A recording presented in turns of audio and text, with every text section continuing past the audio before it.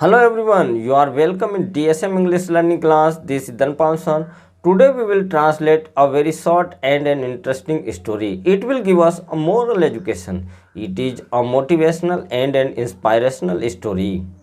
Story translation English सीखने में बहुत ही हेल्पफुल है क्योंकि स्टोरी ट्रांसलेशन से हम न्यू वर्ड सीखते हैं और इससे सेंटेंस फॉर्मेशन का पता चलता है। इससे हमारा कॉम्प्रिहेंशन भी बढ़ता है और स्टोरी ट्रांसलेशन से हमारी रीडिंग स्किल्स और लिसनिंग स्किल्स भी डेवलप होती है। स्टोरी टेलिंग से हमारा स्पोकन इंग्लिश भी डेवलप होता है, यानी कि स्पोकन इंग्लिश में हमारी फ्लुएंसी अच्छी आती है।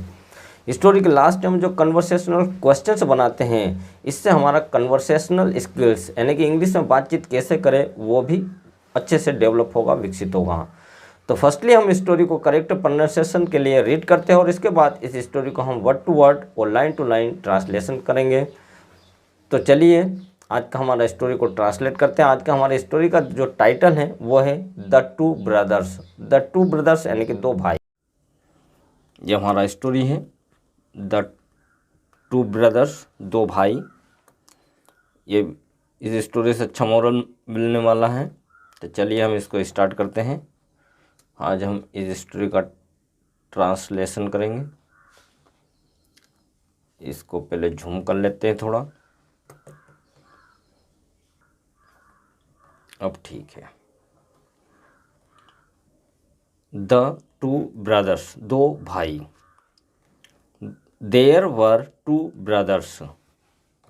देयर वर टू ब्रदर्स, दो भाई थे। द इल्डर ब्रदर, इल्डर यानी होता है बड़ा भाई।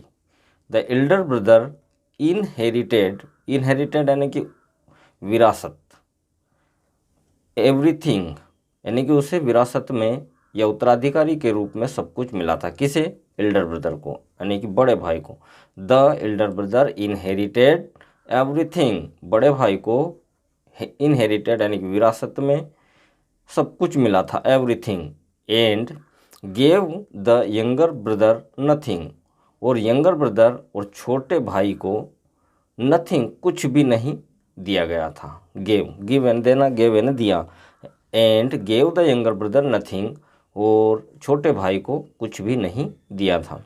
वन डे, एक दिन, द यंगर ब्रदर यानी कि छोटा भाई वाज सिटिंग, बैठा था, सैडली, दुखी होकर, ऑन अ माउंटेन यानी कि एक पर्वत पर। यानी कि एक दिन, वन डे, एक दिन, द यंगर ब्रदर छोटा भाई वाज सिटिंग, बैठा था, सैडली, दुखी होकर, ऑन अ माउंटेन, एक पर्वत पर। यानी कि एक दिन छोटा भाई दुखी होकर, सैडली, एक पर्वत पर बैठा था।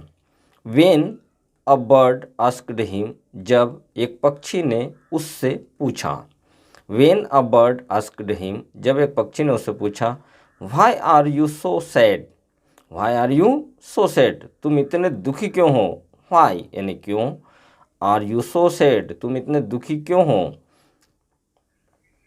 The brother told her everything, the brother told her everything, यानी कि भाई ने उसे हर यानी उस किसके लिए यूज हुआ है, पक्षी के लिए। The brother told her everything, यानी कि भाई ने उसे सब कुछ बताया। द बर्ड सेड, पक्षी ने कहा, क्लाइम ऑन माई बैक, मेरी पीठ पर चढ़ जाओ। क्लाइम यानी चढ़ना, ऑन यानी पर, माई बैक मेरी पीठ पर, यानी पक्षी ने कहा मेरी पीठ पर चढ़ जाओ। आई विल कैरी, ये फ्यूचर टेंस का सेंटेंस है। आई विल कैरी, मैं आपको ले जाऊंगा।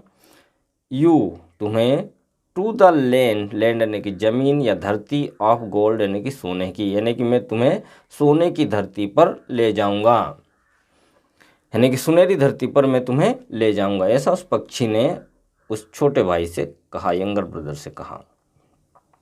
बट, किंतु, वी नीड, जरूरत या आवश्यकता है, टू लीव, छोड़ने की, द लैंड यानी कि धरती या जमीन को, बिफोर यानी पहले, सनराइज यानी कि सूर्य निकलने से पहले या सूर्य उदय से पहले। एज द सन, चूंकि, एज यानी होता है चूंकि, द सन यानी कि सूर्य, बर्न्स यानी जला देता है, एवरीथिंग यानी कि सब कुछ। But we need to leave the land before sunrise, किंतु हमें सनराइज यानी कि सूर्य उदय से पहले लैंड यानी कि धरती को छोड़ने, लीव यानी छोड़ना, नीड यानी कि आवश्यकता है, किंतु हमें सनराइज से पहले यानी कि सूर्योदय से पहले लैंड यानी कि ज़मीन को छोड़ने की ज़रूरत या आवश्यकता है। एज चूँकि द सन बर्न्स एवरीथिंग, चूँकि सूर्य सब कुछ जला देता है। सो द बर्ड इसलिए पक्षी टुक ले गया द यंगर ब्रदर छोटे लड़के को टू द लैंड यानी कि उस जमीन पर, इसलिए पक्षी यंगर ब्रदर को यानी कि छोटे लड़के को उस धरती पर या उस जमीन पर ले गया। कौन सी जमीन? सुनहरी, golden land.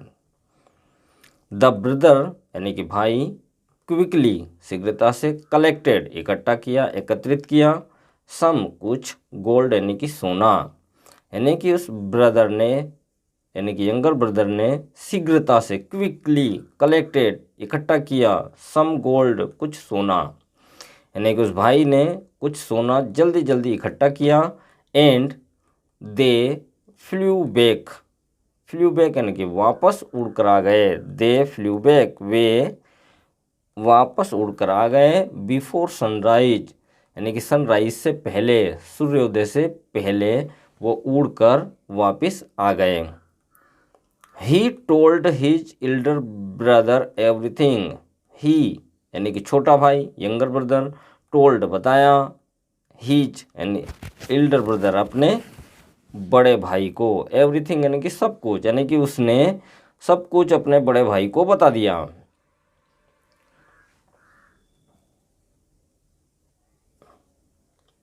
He too went to the mountain, he too वह भी, वेंट गया, टू द माउंटेन यानी कि उस पर्वत पर, यानी कि बड़ा भाई जो था वह भी उस पर्वत पर गया। He made up a sad story, he made up उसने बनाई, ए सैड स्टोरी एक दुख भरी कहानी, यानी कि उसने भी एक दुखी कहानी बना ली। किसने? बड़े भाई ने, एल्डर ब्रदर ने। And the bird carried him to the land of gold to, to यानी यहाँ पर भी का अर्थ देता है। द बर्ड यानी कि पक्षी, कैरिड ले गया, ही मैंने उसे, टू द लैंड उस धरती या जमीन पर, ऑफ गोल्ड यानी सोने की, टू यानी भी, यानी पक्षी जो था उसे भी सोने की धरती पर ले गया। बट किंतु ही गोट टू ग्रीडी, यहाँ पर टू यानी कि बहुत ज़्यादा से अर्थ होता है, ग्रीडी यानी कि लालची। But he got too greedy, किंतु वो बहुत लालची हो गया था। कौन? बड़ा भाई। And kept on collecting gold, keep on यानी जारी रखना, कलेक्टिंग यानी इकट्ठा करना, गोल्ड यानी सोना। And kept on collecting gold, और वो सोना इकट्ठा करता रहा।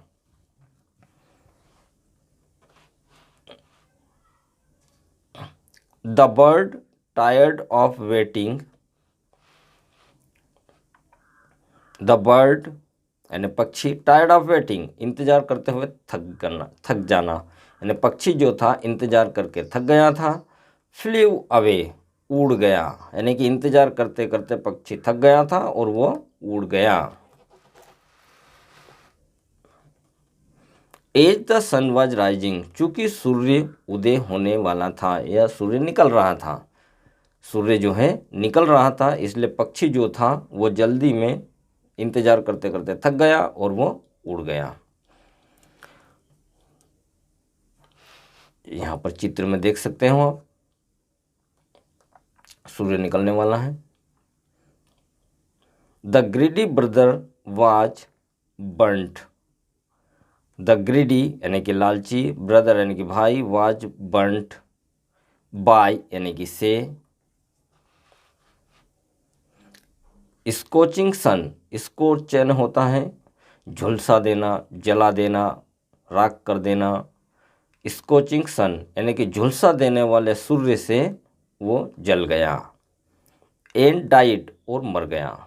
तो the greedy brother was burnt by scorching sun and died, यानी कि लालची भाई जो था, ग्रीडी ब्रदर लालची भाई, वो झुलसा देने वाले सूर्य से जल गया, एंड डाइड और मर गया।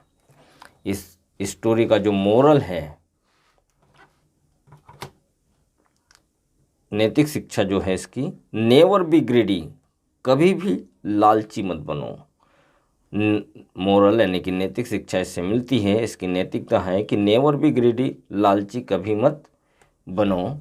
तो ये अब हमारा स्टोरी कंप्लीट हुआ। चलिए इस स्टोरी से रिलेटेड कुछ कन्वर्सेशनल क्वेश्चंस बनाते हैं। तो चलिए कन्वर्सेशनल क्वेश्चन स्टार्ट करते हैं। ये हमारा स्टोरी कंप्लीट हो गया है।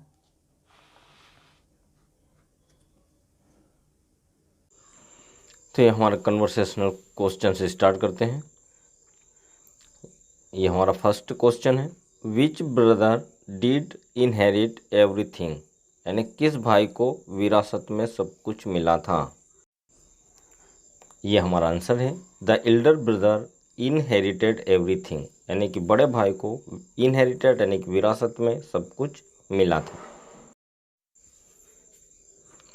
ये हमारा सेकंड क्वेश्चन है, did the younger brother inherit nothing, क्या छोटे लड़के को या छोटे भाई को विरासत में कुछ नहीं मिला था।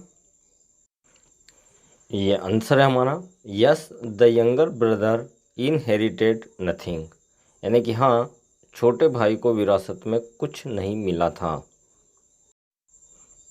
यह हमारा क्वेश्चन थर्ड है, where was the young brother sitting sadly, यानी कि छोटा लड़का दुखी होकर कहाँ बैठा था। तो ये हमारा आंसर है, he was sitting sadly on a mountain, यानी कि वह एक पर्वत पर दुखी होकर बैठा था। ये हमारा नेक्स्ट क्वेश्चन है, who asked the young brother why are you so sad, यानी कि छोटे भाई से किसने पूछा कि तुम इतने दुखी क्यों हो, why are you so sad. ये आंसर है हमारा, the bird asked the young brother why are you so sad, यानी कि पक्षी ने छोटे भाई से पूछा कि तुम इतने दुखी क्यों हो। ये हमारा नेक्स्ट क्वेश्चन है, where did the bird carry the young brother, यानी कि पक्षी छोटे भाई को कहाँ ले गया था। ये हमारा आंसर है, the bird carried him to the land of gold, यानी कि पक्षी उसे सोने की ज़मीन पर या सोने की भूमि पर ले गया था। आई होप फ्रेंड्स कि ये वीडियो आपको पसंद आया होगा। यदि आपको वीडियो पसंद आया हो तो इसे लाइक करिए, शेयर करिए, और यदि आप इस चैनल पर नए हो तो इसे सब्सक्राइब करना ना भूलें। Thanks for watching the video.